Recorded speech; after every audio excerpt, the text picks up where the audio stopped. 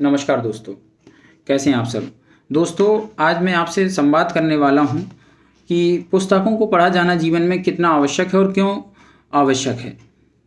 आज वर्तमान समय में जिस प्रकार का वातावरण है, उस वातावरण में हमने पाया है कि जो आम जनमानस है वो कहीं न कहीं किताबों से, पुस्तकों से दूर होता चला जा रहा है।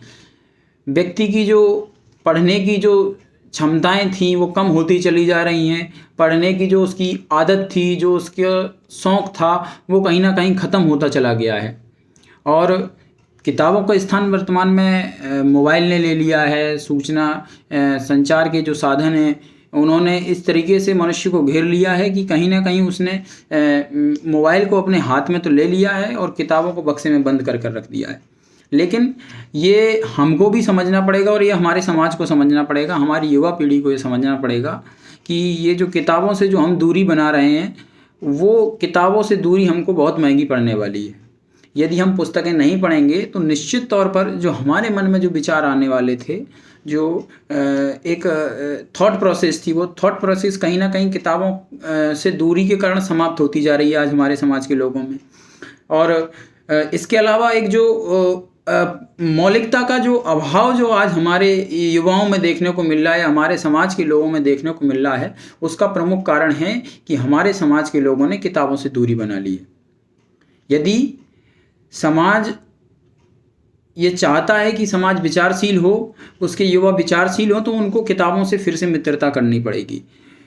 क्योंकि जब हम किताबें पढ़ते हैं तो हमारे भीतर सही और गलत को एक तराजू में तौलने की क्षमताएं विकसित हो जाती हैं। हमारे अंदर तर्क वितर्क करने की क्षमता आ जाती है कि आखिर आज हम किसी भी चीज़ को जब पढ़ते हैं तो हम उसी चीज़ को सही मान रहे हैं। फेसबुक पर या सोशल मीडिया पर जो चीज़ें आ रही हैं, जो चीज़ें तैर रही हैं, उन चीज़ों को बड़ी आसानी से स्वीकार कर ले रहे हैं। जबकि जो पुस्तकें पढ़ने वाला जो व्यक्ति होगा, जो अध्ययन करने वाला व्यक्ति होगा, जो किताबों को खोलकर उनके पन्नों को पढ़ रहा है, तो वो निश्चित तौर से उस चीज़ पर मनन करेगा, उस चीज़ को तर्क की कसौटी पर कसेगा। तो इसलिए किताबें पढ़ा जाना दोस्तों ज़रूरी है। यदि हम किताबें पढ़ते हैं तो निश्चित तौर से हमारे अंदर विचार आएंगे और वो विचार सकारात्मक होंगे। व्यवस्थाओं पर प्रश्न खड़ा करने की जो क्षमताएं हैं वो पुस्तक पढ़ने से आएगी, ना कि पुस्तकों को बक्से में बंद कर देने से आ जाएगी।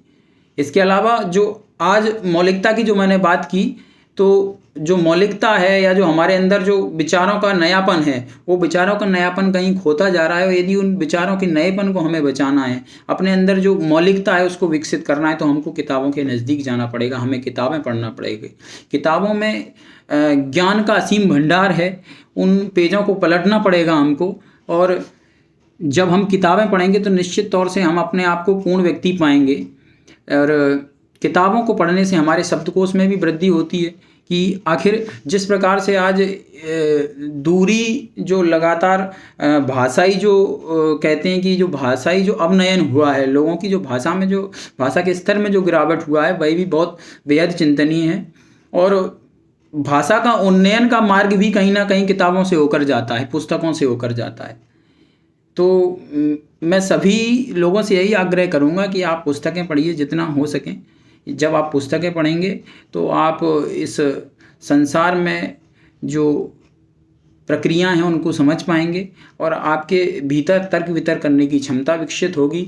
आप सही और गलत का निर्णय करने में सक्षम होंगे यदि आप किताबें पढ़ेंगे। और आपके अंदर एक मौलिक सोच डेवलप होगी कि ये मेरा विचार है, ना कि दूसरों के सुने हुए विचारों का आप समर्थन करेंगे या अस्वीकार करेंगे।